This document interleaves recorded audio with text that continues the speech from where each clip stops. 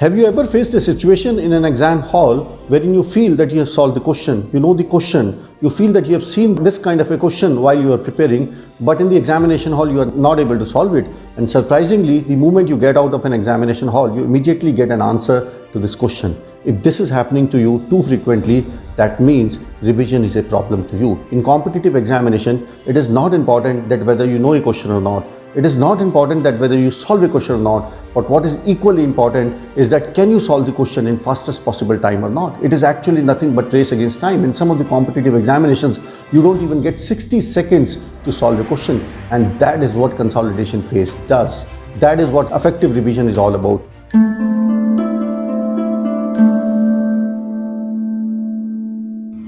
Good afternoon, boys and girls. This is Avinash Agarwal, your success guide in the journey of scoring more marks, cracking exams and achieving your goals. The topic of today's session is very powerful and very relevant. Today we are going to talk about consolidation phase, or how should we go about revising effectively, or what is that toppers do in the last 7 to 8 weeks before the preparation. The objective of the consolidation phase is to revise, recapitulate, refresh everything whatever you have learned in the learning phase, and that is where most of the students go wrong. The mistake which most of the students do is that till the last moment they keep on running after new questions, new problems, new question banks, new books, and more knowledge, and because of this their learning phase becomes too long and their consolidation phase is either too short or is absolutely not there, and that is why they are not able to revise things properly, and when they approach the examination with half-baked knowledge, things are not fresh in their mind, and that is when they get stuck or they are not able to solve what they actually should have solved in the examination hall. This is the problem of consolidation phase. Consolidation phase,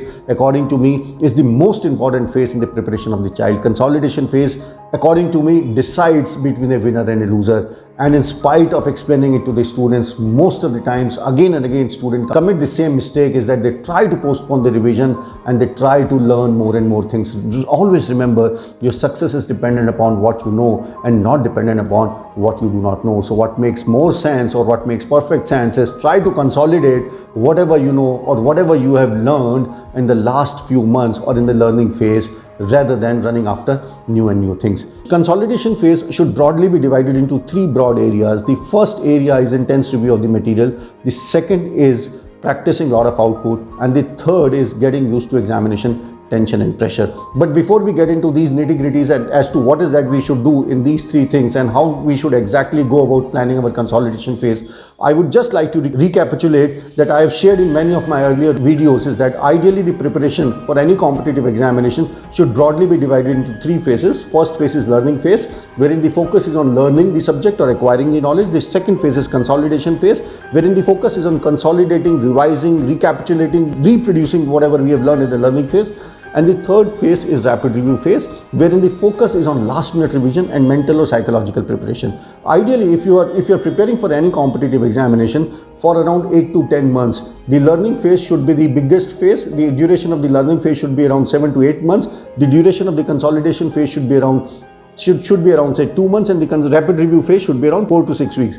The duration of the consolidation phase varies from student to student and exam to exam. I have seen a lot of students who are preparing for engineering and medical entrance examination and UPSC entrance examination, wherein the syllabus is huge. Their consolidation phase is ideally of around 2 months time, whereas compared to this, I have seen a lot of toppers preparing for banking, SSC, railways and defense services examination, wherein the subject is not that huge. Their consolidation phase is around 3 to 4 weeks. So the duration of the consolidation phase varies from student to student, exam to exam, and dependent upon the syllabus of the exam you're writing for. Now, we were talking about that the consolidation phase should broadly focus on 3 broad areas. One is intense review of the material, second is producing a lot of output, and third is getting used to examination tension and pressure. Now, before we get into the nitty-gritties, another thing which I would like to highlight is that I would not like to give you a day-wise or month-wise plan. What I'm going to share with you is a framework with the help of which you would be able to plan your consolidation phase. I'm not going to tell you that on this day you should get up at 6 o'clock and you should do this.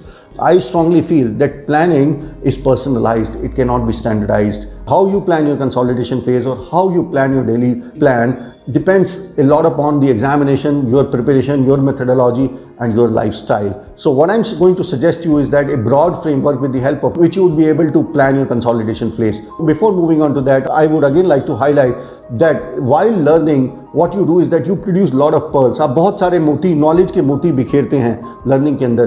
Consolidation phase का मकसद होता है उन सारे मोती को पिरो के एक नेकलेस बना देना, so that it starts looking beautiful, it starts making sense. So apart from making things fresh, you understand lot of nitty-gritties, how one concept is related to another, or how one concept is linked to each other, and that is what truly happens in the consolidation phase. So for the sake of example, let's assume that the duration of your consolidation phase is around 8 weeks. So what is that we should do, or how is that we should plan? That is what we are going to discuss now. So ideally, if the duration of your consolidation phase is 8 weeks, then what you should do is that you should divide your entire syllabus in the 7 parts, and in the first 7 weeks of the consolidation phase, you should try to cover up the entire syllabus. So in week 1, we would cover the syllabus of the part 1. In the initial 7 weeks, it is advised that you should study around 12 to 14 hours a day. Out of these 12 to 14 hours a day, 5 to 6 hours should be given or should be allotted to the intense review of the material. Then around 3 to 4 hours should be given to mock test followed by post-test analysis, and the other 3 to 4 hours should be given on revision, practice, problem solving, that is producing a lot of output. So when we talk about 5 to 6 hours, when we are talking about revision is the backbone for you to succeed in any competitive examination.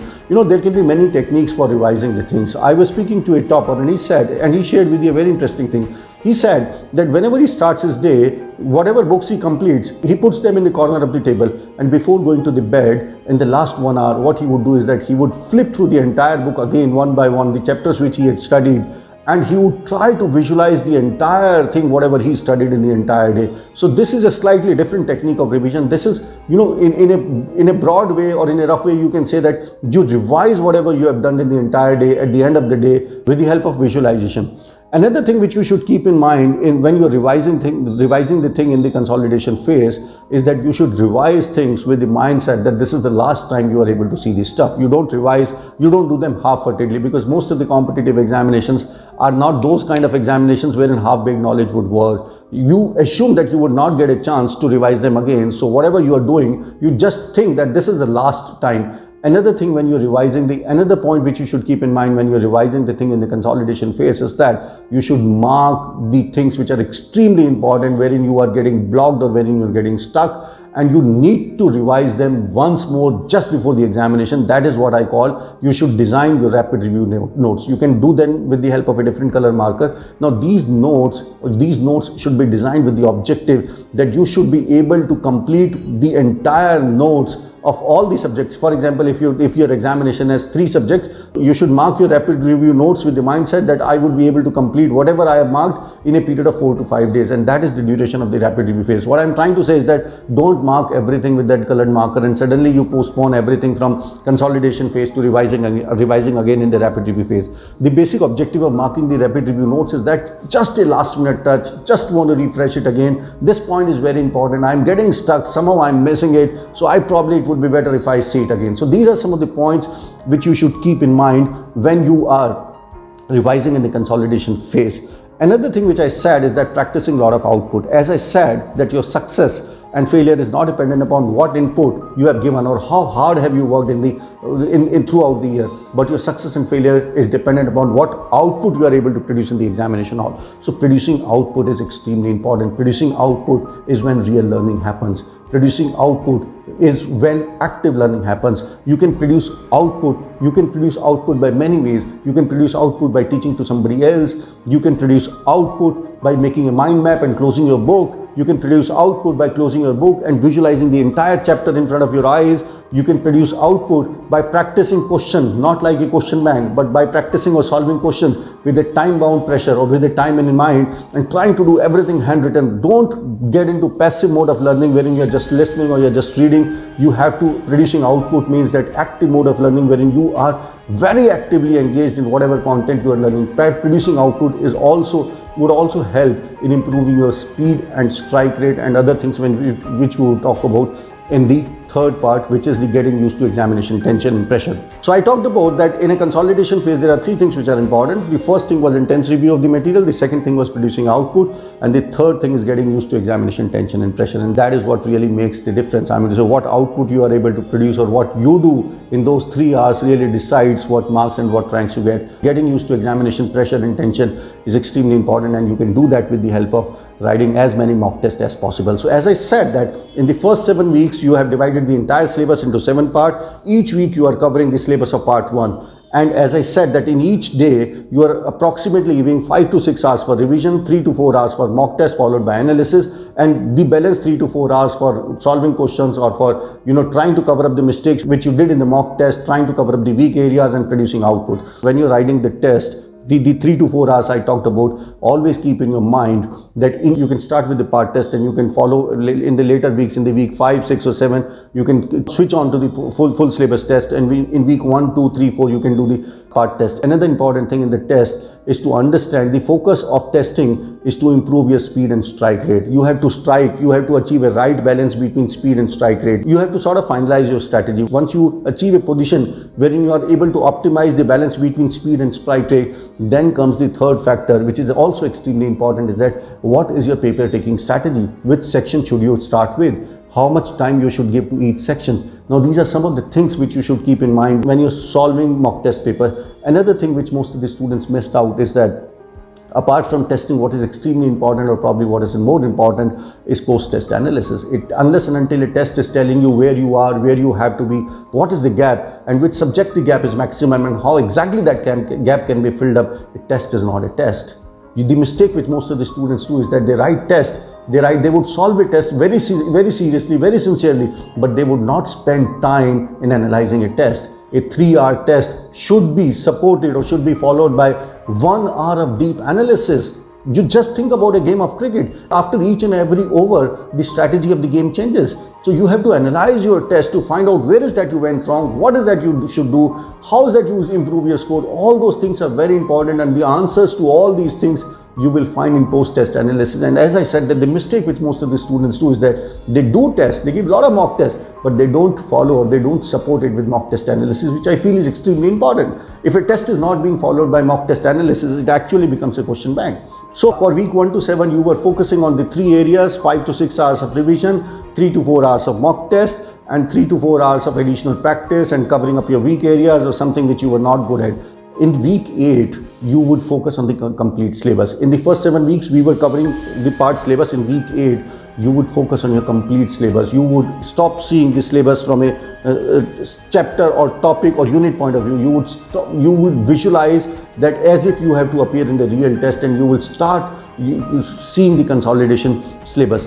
Ideally, in the week 8, you should reduce your study hours from 12 to 14 hours to, let's say, 9 to 10 hours. Ideally, you should divide these 9 to 10 hours, 3 hours for revision, 3 hours for mock test followed by analysis, and again 3 hours to find out where is that you went wrong in your mock test, and what is that you should do so as to improve your score in the next test. Another very important thing which I'd like to suggest over here, in the week 8 or even in week 7 and 8, when you are writing the mock test, it is advised that you allot yourself 15 to 20 minutes than the actual time which you would get in an examination hour. This puts you under additional pressure to improve your speed and strike rate. And when you actually go and give the real examination, and if you have practiced a lot of mock tests wherein you have allotted yourself 15 to 20 minutes of less time, you will feel that in the real examination you have a lot of time. In the end, I would like to say that consolidation phase is the phase which decides between winner and loser, and consolidation phase is the phase wherein most of the students lose track of their preparation,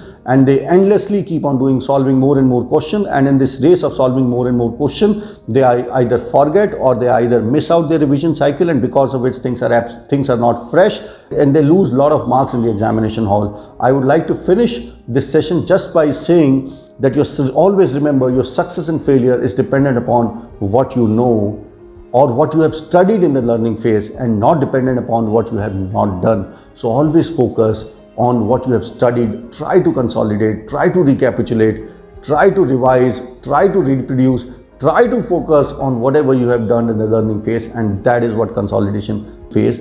Thank you, bye-bye, and all the best.